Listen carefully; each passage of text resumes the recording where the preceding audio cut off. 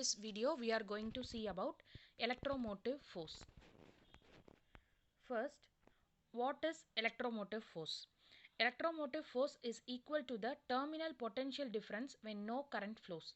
It exactly is known as EMF is the amount of energy provided by the battery to each coulomb of charge passing through.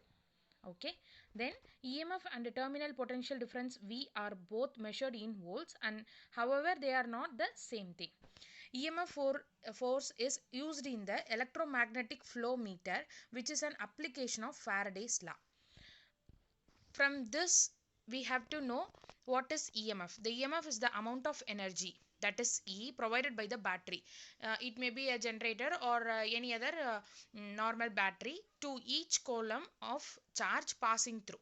Okay, for each coulomb of charge the battery have to produce some amount of energy which is known as EMF.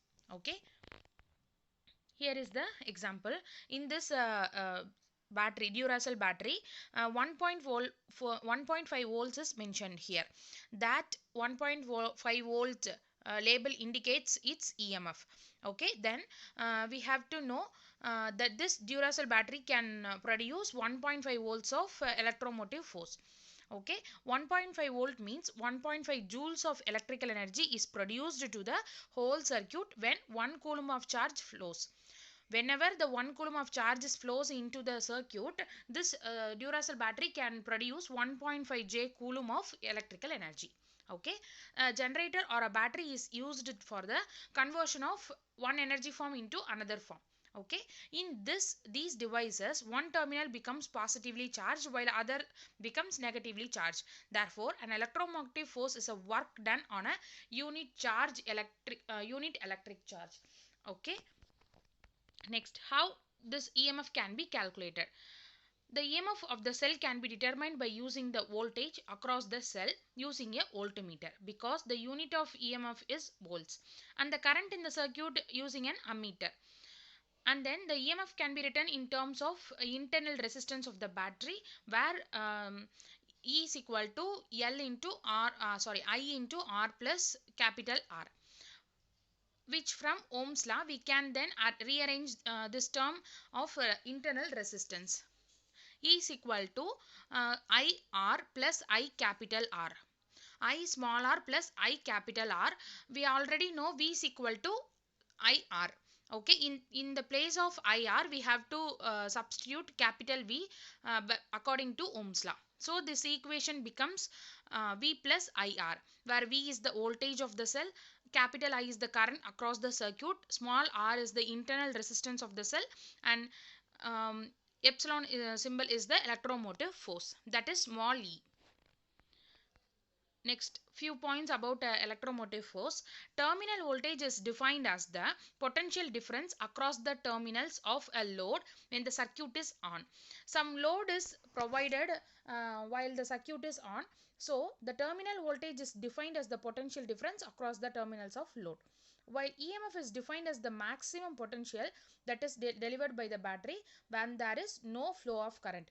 Only the flow of current is nil, then the EMF is equal to maximum potential difference. A voltmeter is used for measuring the terminal voltage, whereas a potentiometer is used for measuring the EMF. The unit of electromotive force is volt, already we know, and then EMF is numerically expressed as the number of coulombs of energy given by the source divided by each coulomb. The source may be a generator or a battery. Then the EMF is given as the ratio of work done on a unit charge, which is represented as EMF is equal to W divided by Q, where W is the work done and Q is the charge. Next, what is difference between EMF and potential difference? We already know EMF is defined as the work done on a unit charge, but the potential difference is defined as energy which is dissipated as the unit charge passed through the components. Based on this definition, we can conclude like this. For EMF, for electromotive force, we can get work done for a unit charge, but in the potential difference we have a dissipated of energy during the unit charge passed through the circuit or any components. Then EMF remain constant, but potential difference is not constant. It deflects based on some components, like current or resistance which is passed in the circuit.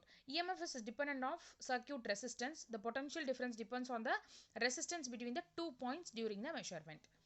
Due to EMF, electric, magnetic and the gravitational field is caused.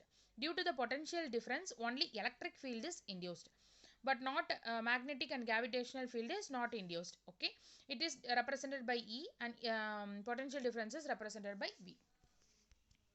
That's all. Thank you.